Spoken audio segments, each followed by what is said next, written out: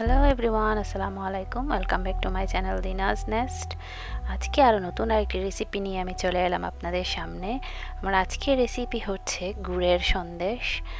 অনেকেই এই গুড়ের সন্দেশটা কিভাবে পারফেক্টলি ফুলকো ভাবে তৈরি করতে হয় সেটা জানেন না, তাই আজকে আমি আমার এই রেসিপিটিতে দেখাবো কিভাবে আপনারা পারফেক্টলি এই সন্দেশটা তৈরি করতে পারবেন এবং সেটি অনেক ফুলকো এবং মজার হবে। প্রথমেই আমি একটি বাটিতে 2 কাপ পরিমাণ শুকনো চালের গুঁড়া এবং 1 কাপ পরিমাণ ময়দা ভালোভাবে মিশিয়ে নিচ্ছি।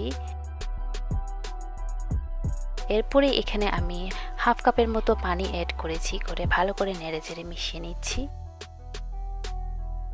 এর কিছুক্ষণ পরে আমি এখানে দিয়ে দিয়েছিলাম 1 কাপ পরিমাণ মরিচা গুড় বা খেজুরের গুড় যেটাকে বলে।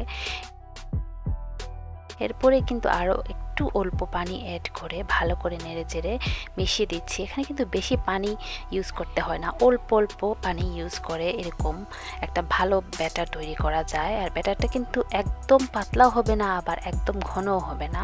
আপনারা দেখুন ব্যাটারটার কনসিস্টেন্সি।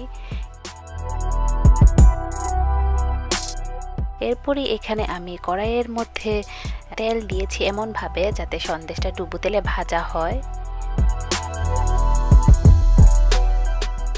একটা করে এভাবে সন্দেশটা সেরে দিয়েছি। তেলটা কিন্তু গরম হতে হবে, ঠান্ডা তেলে এই সন্দেশটা ভাজা যাবে না, আর ভাজলেও এটা ফুলকো হবে না। এরপরে কিন্তু একদমই নাড়াচাড়া করা যাবে না যতক্ষণ না সন্দেশটা ফুলে উপরে উঠে আসে। এই যে দেখুন সন্দেশটাকে খুব সুন্দর করে ফুলে উপরের দিকে উঠে এসেছে। আপনারা সময় বাঁচানোর জন্য যখন একটা সন্দেশ ফুলে উঠবে তখন আরেকটা দিয়ে দিতে পারবেন। এভাবে করলে কিন্তু খুব তাড়াতাড়ি সন্দেশগুলো বানানো যায়। এই তো হয়ে গেল আমার সন্দেশ রেডি। আপনারা অবশ্যই ট্রাই করে দেখবেন, আর যদি ভালো লেগে থাকে অবশ্যই আমার চ্যানেলটা সাবস্ক্রাইব করে নেবেন এবং কমেন্টে জানাবেন আপনাদের কেমন লাগলো। সবাই অনেক অনেক ভালো থাকবেন। আল্লাহ হাফেজ।